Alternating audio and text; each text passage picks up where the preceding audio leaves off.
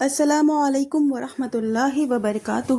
الحمدللہ رب العالمین، الصلاۃ والسلام علی سید الانبیاء والمرسلین وعلی آلہ وصحبہ اجمعین، اما بعد۔ آج میں آپ کو ایک مثال کے ذریعے کچھ چیزیں سمجھانے کی کوشش کروں گی۔ شراب آپ سب جانتے ہیں کہ حرام ہے۔ سورہ مائدہ کی آیت نمبر 90 کی تلاوت کیجئے، آپ کو شراب کی حرمت کا بیان مل جائے گا۔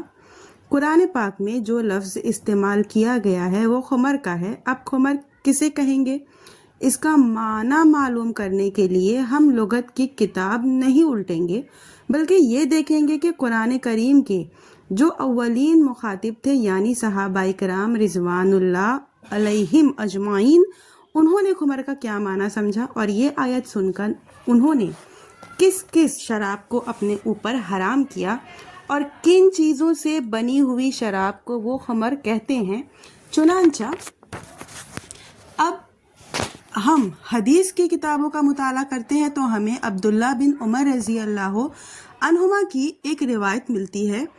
عبداللہ بن عمر رضی اللہ عنہ کہتے ہیں، صحیح بخاری کی روایت ہے، حدیث نمبر ہے 5588۔ حضرت عمر رضی اللہ عنہ نے ممبر رسول اللہ صلی اللہ علیہ وسلم پر خطبہ دیا اور فرمایا کہ جس وقت خمر یعنی شراب کی حرمت نازل ہوئی، اس وقت شراب 5 چیزوں سے بنائی جاتی تھی: انگور، کھجور، گیہوں اور شہد سے، اور خمر ہر اس چیز کو کہیں گے جو عقل پر پردہ ڈال دے۔ تو آپ نے سنا کہ حضرت عمر رضی اللہ عنہ فرماتے ہیں کہ جب سورہ مائدہ کے ذریعے صاف شراب کی حرمت نازل ہوئی تو اس وقت خمر 5 چیزوں سے تیار ہوتی تھی، یعنی کہ شراب 5 چیزوں سے تیار ہوتی تھی۔ مزید فرماتے ہیں کہ ان 5 چیزوں ہی پر شراب کا انحصار نہیں ہے، بلکہ جس چیز کے بھی استعمال سے عقل پر پردہ پڑ جائے یعنی نشہ آ جائے، وہ شراب کے معنی میں داخل ہے اور حرام ہے۔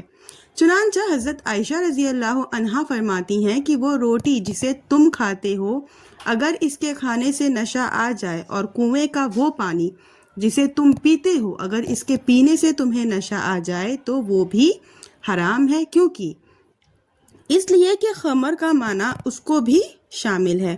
خمر کی حرمت نازل ہونے کے بعد حضرت انس رضی اللہ عنہ نے مٹکا توڑ کر جو شراب بہائی تھی وہ بھی انہی چیزوں میں سے کسی سے بنی ہوئی تھی۔ معلوم ہوا کہ جس چیز سے بھی نشہ آ جائے وہ شراب ہے اور حرام ہے۔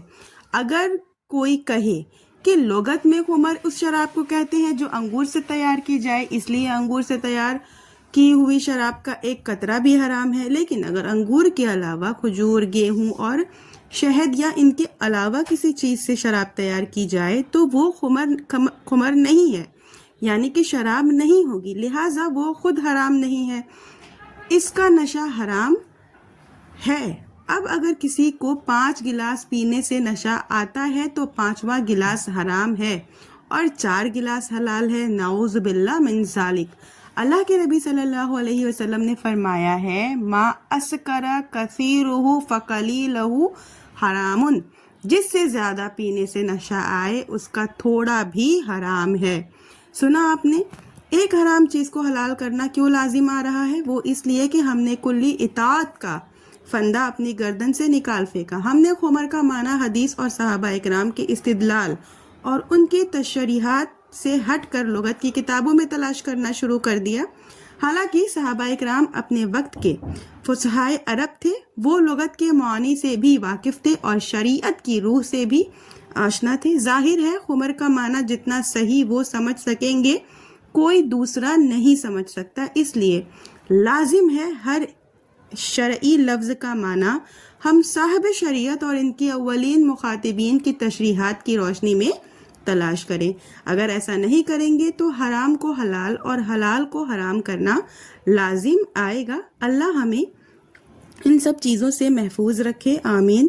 انشاءاللہ آپ کو آپ کا جواب مل گیا ہوگا۔ ویڈیو یہیں ختم کروں گی۔ آخر میں اللہ سے دعا ہے کہ یا اللہ تعالی ہم تمام مومن مسلمانوں کو ایسی چیزوں سے بچائے، آمین۔